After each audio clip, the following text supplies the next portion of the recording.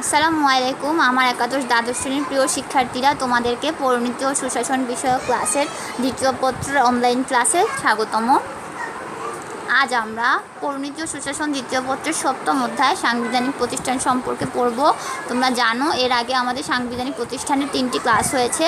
প্রথম ক্লাসে আমরা পড়েছিলাম সাংবিধানিক প্রতিষ্ঠান কয়টি এবং এর ধারণা এবং বাংলাদেশ পাবলিক সার্ভিস কমিশন।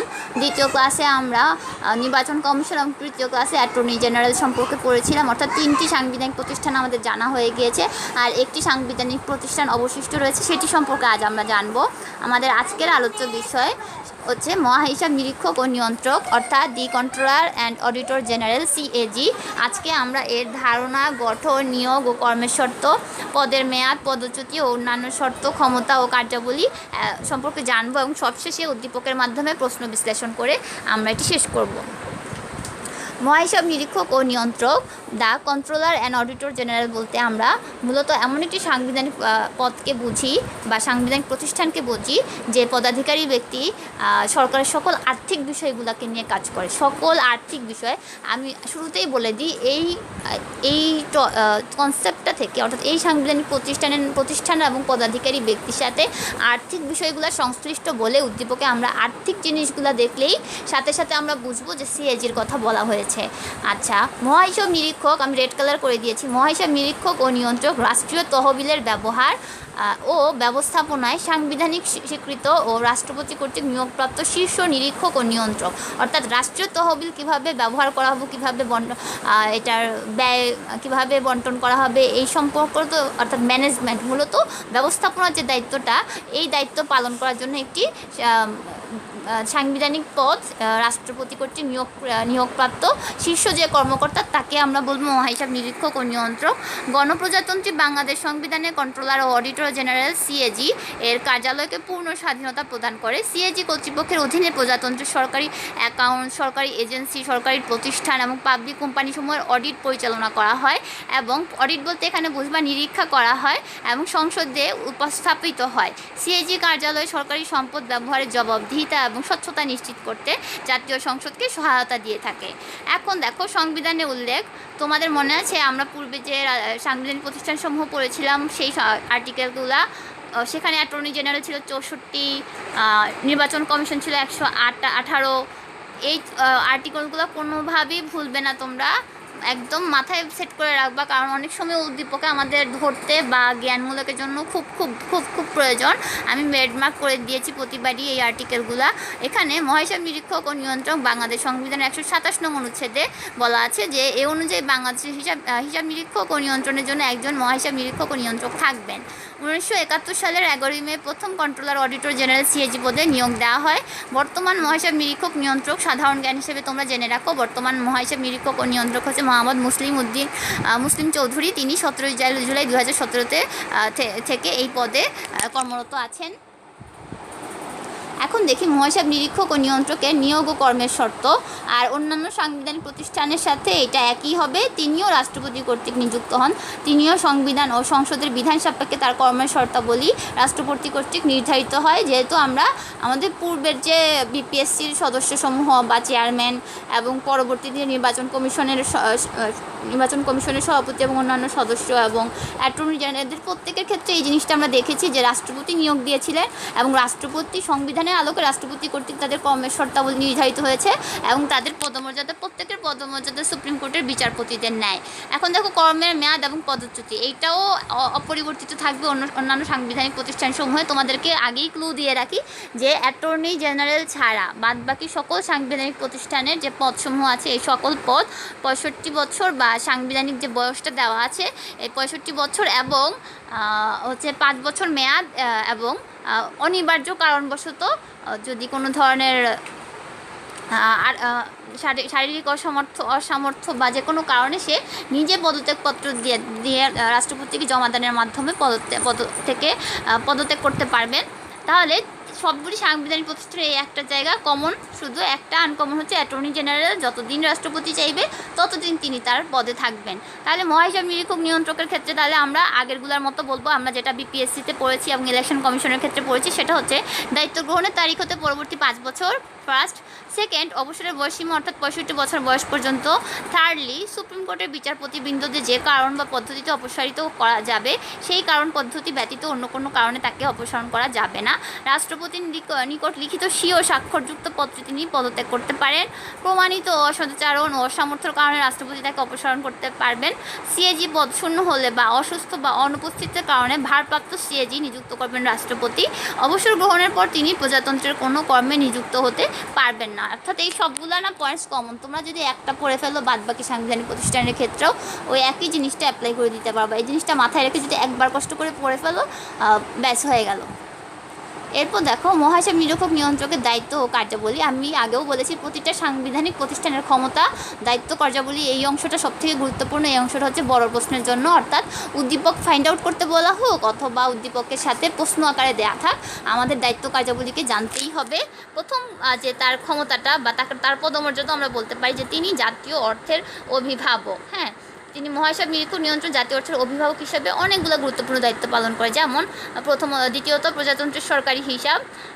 মহাহিসাব নিরীক্ষক ও নিয়ন্ত্রক প্রজাতন্ত্রের সরকারি হিসাব এবং সকল আদালত, সরকারি কর্তৃপক্ষ ও কর্মচারী সরকারি হিসাব নিরীক্ষা করবেন এবং অনুরূপ হিসাব সম্পর্কে রিপোর্ট দিবেন। অর্থাৎ আমরা যত সরকারি কর্মকর্তা কর্মচারীদের দেখি এদের সকল যে আর্থিক বিষয় আদি আছে এই সকল আর্থিক বিষয় সম্পর্কে নিরীক্ষা করার দায়িত্ব হচ্ছে এই মহাহিসাব নিরীক্ষক ও নিয়ন্ত্রক কার্যালয়ের, এবং সেখান থেকে অর্থাৎ সেই সকল হিসাবের অনুসারে তিনি রিপোর্টও প্রদান করেন। তারপর 3 নম্বর দেখো প্রজাতন্ত্রের কাজে নিযুক্ত ব্যক্তির সম্পত্তি পরীক্ষা করাও তার ভূমিকা। এই উদ্দেশ্যে তিনি প্রজাতন্ত্রের কাজে নিযুক্ত যে কোনো ব্যক্তি, যে কোনো সরকারি কর্মকর্তা কর্মচারী ব্যক্তির নথি, বই, রসিদ, দলিল, নগদ অর্থ, স্টাম্প, জমিন, সরকারি সম্পত্তি সব কিছু তিনি পরীক্ষা করতে পারবেন। অর্থাৎ তাকে ইনভেস্টিগেশনের ক্ষমতা দেওয়া হচ্ছে এবং এরূপ হিসাব সম্পর্কে তিনি রিপোর্ট প্রদান করবেন। এরপর 4 নম্বর দেখো যৌথ সংস্থার হিসাব সংক্রান্ত রিপোর্ট। জাতীয় সংসদ আইনের দ্বারা প্রতিষ্ঠিত যে কোনো যৌথ সংস্থার হিসাব তিনি নিরীক্ষা করবেন, অর্থাৎ তিনি এখানেও তদন্ত করার ক্ষমতা পাচ্ছেন এবং অনুরূপ হিসাব সম্পর্কে তিনি রিপোর্ট প্রদান করবেন। 4 নম্বর হচ্ছে এই সকল কাজ, জাতীয় সংসদের আইনের দ্বারা নির্ধারিত সকল কাজ, উপরিলিখিত কাজ ছাড়াও জাতীয় সংসদের আইনের দ্বারা অন্যান্য যে সকল দায়িত্ব তার উপর অর্পিত হবে তেমন সকল দায়িত্ব কর্তব্য তিনি পালন করতে বাধ্য থাকবেন। তারপর দায়িত্ব পালনের ক্ষেত্রে মহাহিসাব নিরীক্ষক নিয়ন্ত্রক অন্য কোনো কর্তৃপক্ষের নিয়ন্ত্রণাধীন থাকবেন না, অর্থাৎ তিনি স্বাধীনভাবে তার এই সকল দায়িত্ব পালন করতে পারবেন। এবং সবশেষে প্রজাতন্ত্রের হিসাব সম্পর্কিত রিপোর্টকে বলা হয়ে থাকে মহাহিসাব নিরীক্ষকের রিপোর্ট নামে অভিহিত করা হয়ে থাকে।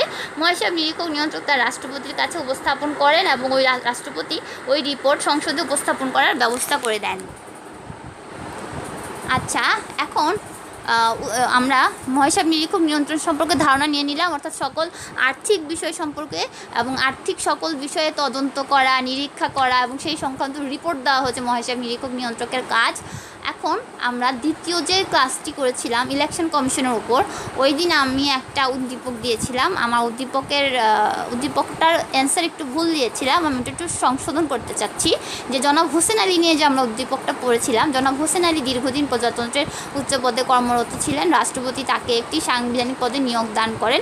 তিনি সুপ্রিম কোর্টে বিচারপতিদের অনুরূপ মর্যাদা ভোগ করেন। তিনি যে প্রতিষ্ঠানে কাজ করেন সেখানে মেধা, যোগ্যতা, দক্ষতার ভিত্তিতে নিরপেক্ষভাবে প্রজাতন্ত্রের জন্য যোগ্য প্রার্থীকে বাছাই করা হয়।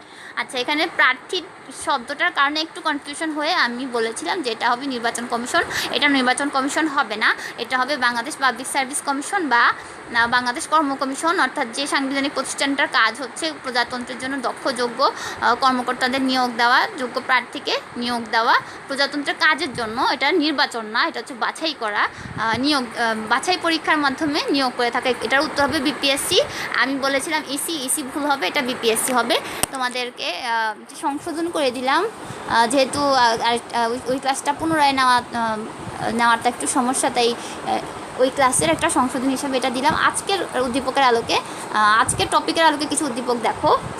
আজকে আমরা বললাম হচ্ছে মহাহিসাব নিরীক্ষক ও নিয়ন্ত্রক, এটার আলোকে উদ্দীপক কী এসেছে দেখো। ঢাকা বোর্ডে 2019 সালে, অর্থাৎ আমরা সিএজেকে গুরুত্বপূর্ণ হিসেবে ধরে নেই, এটা আমাদের জন্য ইম্পর্ট্যান্ট। মিস্টার ক এবং মিস্টার খ দুইজন ঘনিষ্ঠ বন্ধু। মিস্টার ক সর্বোচ্চ আদালতের প্রতি যশোথা আইনজীবী হওয়ায় সরকার তাকে আইনভিত্তিক সাংবিধানিক পদে নিয়োগ দান করেন।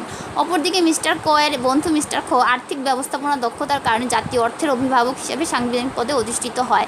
আমার মনে হয় এর থেকে সহজ কোনো উদ্দীপক হতেই পারে না, কারণ দেখো মিস্টার ক হচ্ছে সর্বোচ্চ আদালতের প্রতি যশোথা আইনজীবী, তিনি আইনভিত্তিক সাংবিধানিক পদে নিয়োগ দান করে থাকেন সরকার তাকে। এতে তোমরা বুঝে গেছো আমাদের আইন কর্মকর্তাকে, আমাদের প্রধান আইন কর্মকর্তা হচ্ছেন অ্যাটর্নি জেনারেল, তার মানে মিস্টার ক হচ্ছেন একজন অ্যাটর্নি জেনারেল। এবার খতে দেখো, খ হচ্ছে আর্থিক ব্যবস্থাপনা দক্ষতার কারণে তাকে জাতীয় অর্থের অভিভাবক হিসেবে সাংবিধানিক পদে অধিষ্ঠিত করা হয়। আমরা মাত্র একটু আগে পড়ে আসলাম জাতীয় অর্থের অভিভাবক হচ্ছে মহাহিসাব নিরীক্ষক ও নিয়ন্ত্রক। তাহলে আমরা দুটাই বুঝে গেলাম, কতে অ্যাটর্নি জেনারেল আর খতে মহাহিসাব নিরীক্ষক ও নিয়ন্ত্রক হবে। তাহলে আমরা খুব সহজে এই উদ্দীপকের অ্যান্সার দিতে পারবো। এখন প্রশ্ন দেখি, কতে বলা হয়েছে বাংলাদেশের সরকারি কর্ম কমিশনের প্রধান কাজ কি? তোমরা জানো বাংলাদেশ সরকার কর্ম কমিশনের প্রধান কাজ হচ্ছে প্রজাতন্ত্রের কর্মের জন্য দক্ষ যোগ্য মেধার ভিত্তিতে প্রার্থী বাছাই পরীক্ষার মাধ্যমে নিয়োগদান করা। 2 নম্বর হচ্ছে নির্বাচন কমিশন কিভাবে গঠিত হয়? তোমাদের মনে আছে প্রধান নির্বাচন কমিশনার সহ অনধিক 4 জনকে নিয়ে নির্বাচন কমিশন গঠন করা হয়। এবং মিস্টার ক যে সাংবিধানিক পদে নিয়োজিত আছেন তার নিয়োগ ক্ষমতা কার্যাবলী বর্ণনা করো। এখানে মিস্টার ক হচ্ছে অ্যাটর্নি জেনারেল, তাহলে তোমাদেরকে বর্ণনা করতে হবে অ্যাটর্নি জেনারেলের নিয়োগ ক্ষমতা ও কার্যাবলী। আর ঘতে বলা হয়েছে মিস্টার খ এর পদ জাতীয় অর্থের অভিভাবক অনুসন্ধান করো।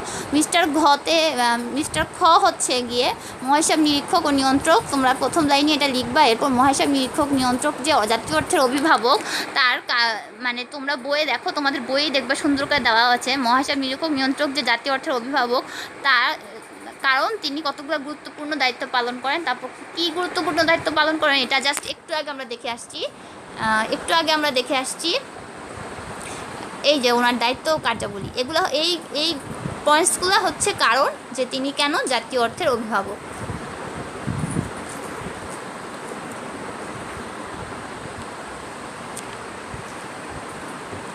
আচ্ছা, আজকের টপিক হতে বিগত বছরে যে প্রশ্নগুলো আসছে দেখো, বরিশাল বোর্ডে 2017 সালে আসছে, ঢাকা বোর্ডে 2019, বরিশাল বোর্ড আর রাজশাহী বোর্ডে 2015 সালে আসছে।